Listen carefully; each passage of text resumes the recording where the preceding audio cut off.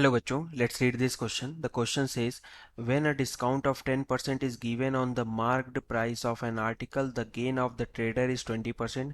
What will be the profit percent if a discount of 13% is given? तो हम देख लेते हैं की कॉन्सेप्ट क्या होगा हमारा. की कॉन्सेप्ट, तो की कॉन्सेप्ट हो जाएगा profit P percent is equals to selling price minus cost price divided by cost price into 100. ठीक है, तो यहाँ पर पी, सी पी और एस पी एम लिख लेते हैं क्या क्या है.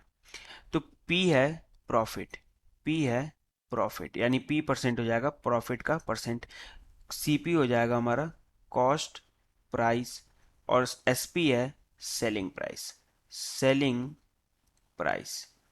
तो आप देखो यहाँ पर क्वेश्चन में डिस्काउंट दिया जा रहा है एक आर्टिकल पर, ठीक है, और बाद में प्रॉफिट परसेंट पूछा जा रहा है अगर डिस्काउंट 13% हो. तो हम मान लेते हैं पहले तो कॉस्ट प्राइस उसका होगा x और सेलिंग प्राइस होगा y. सेलिंग प्राइस मतलब जो मार्क्ड प्राइस होता है उसको सेलिंग प्राइस कहते हैं, वो y है. ठीक है, अभी बोला है कि जो मार्क्ड प्राइस है उस पर 10% का डिस्काउंट है यानी एसपी पर 10% का डिस्काउंट है. तो डिस्काउंट के बाद कितना डिस्काउंट हो गया, डी हो जाएगा हमारा 10y/100 यानी y/10. सिंपल. तो ये डिस्काउंट हो गया, तो यानी अब कॉस्ट, अब सेलिंग प्राइस कितना होगा, न्यू सेलिंग प्राइस अगर हम निकालें तो न्यू एस पी वो हो जाएगा y-y/10 यानी 9y/10. ये हो गया हमारा न्यू सेलिंग प्राइस क्योंकि अब इतने पे बेचा डिस्काउंट के बाद. अच्छा, अब इतने पर बेचने के बाद भी उसको 20% का मुनाफा हो रहा है यानी फायदा हो रहा है. तो पी परसेंट के फॉर्मूले से अगर हम देखें तो पी परसेंट के फॉर्मूले में लिख देंगे 20 is equals to S P, selling price क्या है 9y/10, 9y/10 minus cost price तो x है डिवाइडेड बाई x इंटू 100. तो यहां से क्या बन जाएगा कि 0.2x, 100 से डिवाइड करें तो 0.2 आएगा, x इधर चला जाएगा is equals to 9y/10 minus x. ये बन जाएगा 2x is equals to 9y-10 और यहां से आ जाएगा 9y-10x. ठीक है, और यहां से आ जाएगा 12x is equals to 9y और इसको मैं लिख सकता हूं 3 से डिवाइड करूं तो 4x is equals to 3y या फिर y is equals to 4x/3. तो ये रिलेशन मिल गया हमें कॉस्ट प्राइस और सेलिंग प्राइस में. ठीक है, बट इसका काम क्या है वो अभी हम देखते हैं.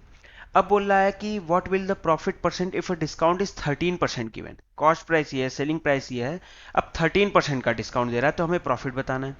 तो नया डिस्काउंट हुआ 13% यानी 13y/100 is equals to 0.13y. तो अब नया सेलिंग प्राइस क्या हो गया, न्यू सेलिंग प्राइस हो गया y-0.13y is equals to 0.87y. ये नया सेलिंग प्राइस हो गया.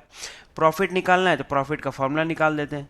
p percent is equals to जाएगा सेलिंग प्राइस यानी 0.87y minus x cost price upon x into 100.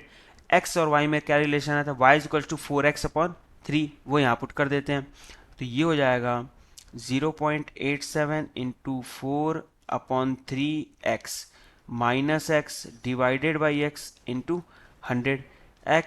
x तो कैंसिल आउट हो गया. अब 4 से अगर डिवाइड करें तो ये बन जाएगा 4×7=28, सॉरी 4 से मल्टीप्लाई करें तो 4×7=28, 4×8=32 और 2=34 यानी 3.48/3 माइनस 1 और इंटू 100.